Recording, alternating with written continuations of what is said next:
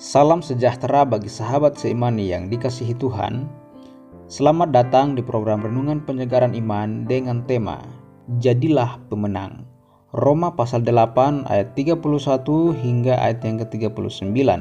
Beginilah firman Tuhan. Tetapi dalam semuanya itu kita lebih daripada orang-orang yang menang oleh Dia yang telah mengasihi kita. Ayat 37. Sahabat seimani yang dikasihi Tuhan, dalam suatu perlombaan, pasti yang mengikuti perlombaan tersebut berjuang keras supaya memenangkan pertandingan itu. Walaupun sulit sekalipun, dia terus berjuang. Namun perjuangan tersebut bersifat duniawi yang hanya sekedar mencari nama, pujian, dan yang menyenangkan diri sesaat saja. Firman Tuhan pada hari ini, Rasul Paulus mau mengajar dan mendorong, memotivasi jemaat Roma, bahkan kita sebagai orang percaya, supaya bukan hanya kemenangan duniawi yang bersifat sementara yang kita terus kejar, tetapi yang paling penting adalah marilah berjuang untuk mengejar satu kemenangan yang paling utama dan yang bersifat kekal, yaitu keselamatan melalui iman yang sejati dalam Yesus Kristus. Mengapa kita harus menjadi orang yang menang dalam mempertahankan iman terhadap Tuhan Yesus? Mari kita belajar beberapa hal penting. 1. Karena jika Allah di pihak kita, tidak ada lawan kita. Ayat 31. Jika kita mengandalkan Tuhan dan Tuhan di pihak kita, maka siapakah yang bisa melawan kita? Tidak ada. Perlu kita tahu bahwa lawan di sini bukan lawan secara fisik, manusiawi, tetapi lawan kita di sini adalah kuasa kegelapan, penguasa-penguasa, penghulu-penghulu yang di udara, yang banyak cara untuk menjatuhkan orang percaya. Namun tidak perlu khawatir, karena dikatakan dalam firman Tuhan, tidak ada yang berani melawan kita jika Dia di pihak kita. Dengan demikian, supaya Ia di pihak kita, maka kita pun harus berpihak kepada Tuhan. Ayat 32 dikatakan, Ia yang menyayangkan anaknya. Kata Ia di sini adalah yaitu Bapa. Tuhan hanya menuntut satu dari hidup kita, yaitu jadilah orang yang menang dalam mempertahankan iman kepada Kristus Yesus. Sekali lagi dikatakan dalam ayat 33, Ia tidak menyayangkan anaknya, tetapi justru memberikan anaknya untuk kita semua. Artinya bahwa anaknya sendiri pun Dia biarkan untuk mati di kayu salib untuk orang berdosa. Hal ini menuntut respon balik dari kita, dan respon balik kita adalah kita harus mempersembahkan hidup kita kepadanya, karena Dia akan menjadikan kita sebagai umat pemenang. Orang yang disebut pemenang adalah mereka yang teguh dalam imannya sampai Ia dipanggil pulang oleh Sang Pencipta. 2. Dialah pembela kita. Ayat 34. Pembela berarti yang berpihak kepada kita, menjaga baik-baik, memelihara kita, bahkan tidak melepaskan dan menolong kita dari bahaya. Di dalam ayat 34 dikatakan di sana, Kristus Yesus yang telah mati. Kepada siapa Ia mati? Kepada kita orang yang berdosa. Dikatakan juga di sana, Ia bangkit dan duduk di sebelah kanan Allah. Kepada siapa Ia bangkit? Lagi-lagi kita orang berdosa.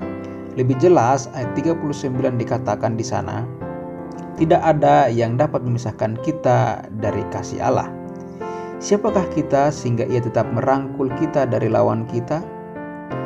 Kita tidak berguna baginya, tetapi Ia rela menarik kita dan menyelamatkan kita. Ia sudah melakukan yang terbaik yang pernah ada di dunia ini dan di akhirat.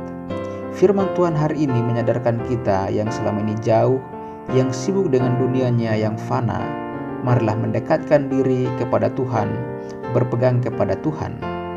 Tuhan hanya butuh satu dari kita, yaitu jadikanlah diri kita sebagai orang-orang yang menang melalui iman yang teguh kepada Kristus. Kristus sudah menang atas maut, dan kemenangannya akan memenangkan kita juga dari dosa dan maut. Kristus sudah memenangkan kita, jangan kita masih saja diperbudak oleh dosa-dosa kita. Bangkitlah, jadikan dirimu orang yang merdeka dalam Kristus Yesus. 3. Tidak ada yang memisahkan kita dari kasih Allah. Ayat 39. Jika kita beriman dengan sungguh-sungguh kepada Kristus, maka otomatis kasih-Nya akan selalu menyertai kita. Roh Kudus-Nya memimpin kita terus berhubungan erat dengannya. Dikatakan dalam ayat 38 dan 39, demikian firman Tuhan. Sebab aku yakin bahwa baik maut maupun hidup, baik malaikat-malaikat maupun pemerintah-pemerintah, baik yang ada sekarang maupun yang akan datang, atau kuasa-kuasa baik yang di atas maupun yang di bawah, ataupun sesuatu makhluk lain, tidak akan dapat memisahkan kita dari kasih Allah yang ada dalam Kristus Yesus Tuhan kita. Ketika kita membaca ayat ini, apa yang saudara pikirkan? Apakah yang kita takutkan jikalau kita berpegang teguh kepada Kristus? Yang harus kita takutkan adalah jika kita hidup di luar Kristus. Mengapa? Karena di luar Kristus pasti kita akan binasa. Oleh sebab itu, berpeganglah pada Kristus melalui doa dan firman-Nya, maka kita akan diangkat menjadi para pemenang pada hari di mana Tuhan menghakimi dunia ini.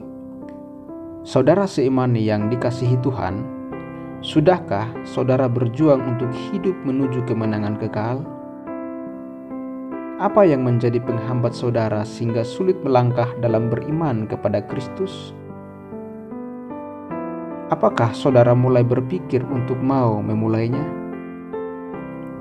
Kiranya dengan beberapa pertanyaan ini membawa kita merenungkannya di dalam hati kita masing-masing. Demikian firman Tuhan. Amin.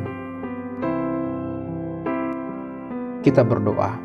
Bapa di surga, dalam nama Tuhan Yesus kami sangat bersyukur oleh karena kasih-Mu yang begitu indah bagi kami. Terlebih sudah memberkati kami dalam mendengarkan firman Tuhan hari ini. Tuhan Yesus, Engkau tahu kami adalah manusia lemah. Engkau selalu mendapati kami tidak mengandalkan Tuhan. Oleh sebab itu ya Tuhan, kiranya dengan firman Tuhan pada hari ini, Roh Kudus pimpin kami, mengerahkan kami, agar kami teguh berdiri, beriman kepada Engkau sebagai Tuhan dan Juru Selamat. Karena kami yakin percaya, ketika kami mengandalkan Engkau, Engkau mengangkat kami, menjadikan kami sebagai orang-orang yang menang di dalam Kristus Yesus. Kami yakin dan percaya juga bahwa ketika kami menang di dalam iman kami, maka akan membawa kami untuk menikmati hidup yang kekal bersama Engkau dalam kerajaan Allah. Terima kasih ya Tuhan, kiranya segala pujian, hormat, kemuliaan hanya bagi-Mu ya Tuhan. Hanya di dalam nama Anak Yesus Kristus kami berdoa kepada Bapa di surga. Haleluya.